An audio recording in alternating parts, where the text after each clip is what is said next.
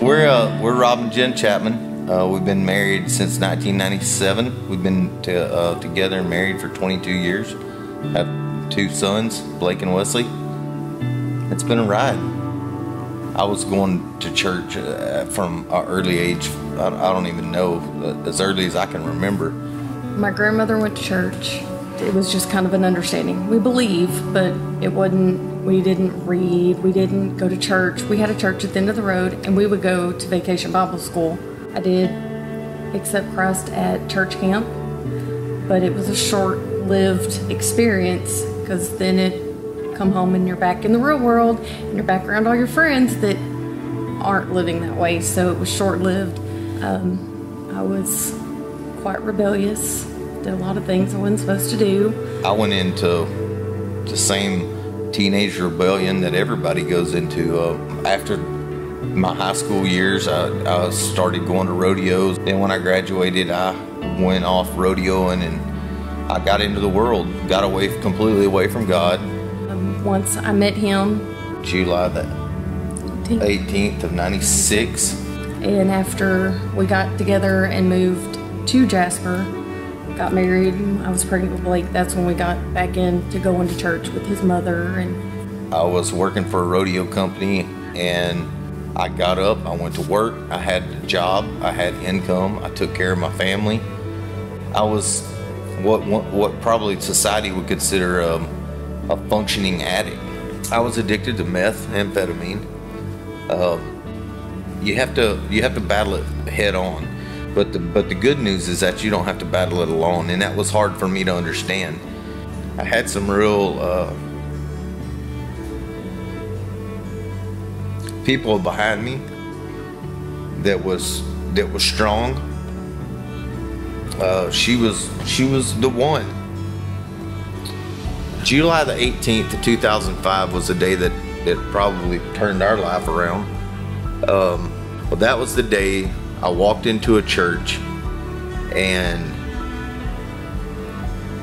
had no idea what I was about to walk into. The pastor began to preach, and he actually began to preach on addiction that day, which was crazy to me because he didn't know me, I didn't know him. That's the day that I walked the aisle, and I've been free of addiction since that day forward. I felt like that was the liberating day. That was the day that I was changed. But there was one part of me that didn't change, and we started searching out some different churches. We would get up in the mornings. Our oldest son, Blake, he started going to church. Well, we would, Sunday after Sunday, we would see him get up, get dressed. He had his license then. And he would get up and he would say, "Mom, Dad, you guys want to go to church in the morning?" Nah, we may catch you next week. So this went on for some time. And so she and I got to talking about it, and I promised him that we would go to church with him. It felt right to get up and go to church, but where we actually went that day didn't feel right to us. It wasn't where God wanted us to be at. So we started searching out churches and started searching out, doing some soul searching more than anything. Is where are we supposed to be? And so we started going to a mega church. We actually went there for I don't know, a year on and off. So we started looking for something closer, something smaller, something more intimate that we could get plugged into. Her aunt said, "Hey, I know this pastor. It's right around the corner. It's right around the corner from your house. It's less than 2 miles from your house. So let's go try it." And so we did. The first Easter Sunday here at Real Church, we showed up here, and when I walked through the door, I told Jennifer, "This is our people,"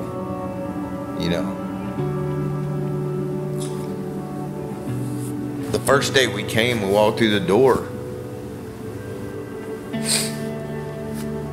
and the pastor said, "Man, we're glad you came. And Real Church is where God met us for the last time. And I think the time it stuck. For my whole existence growing up, my place was in a pew. That's where I knew how to sit in that. I knew how to sit there. But there was more for us. We wanted more. I guess everybody has their own little gifts, you know. She's got a thing for the babies. Working in the nursery, that was perfect. I love babies. You know, the parents don't have to worry about it. They get to go, they don't have to be distracted, and they get to hear a word and come back and get their babies, and they're just fine. But they've been filled. And so if I can do that, you know, that fills me too. So I knew I didn't have what it took, or at least I thought I didn't have what it took to get plugged into some sort of involvement in music. But I know just enough to get myself in trouble. And that's what I did. I opened my mouth one day and I said, if you'll show me how to play that thing, I'll play it. So I found my people. And we found our place. Like we said, for a long time it was just a religious, well, we should go. You know, we don't have anything else going. Well, that shouldn't be a reason.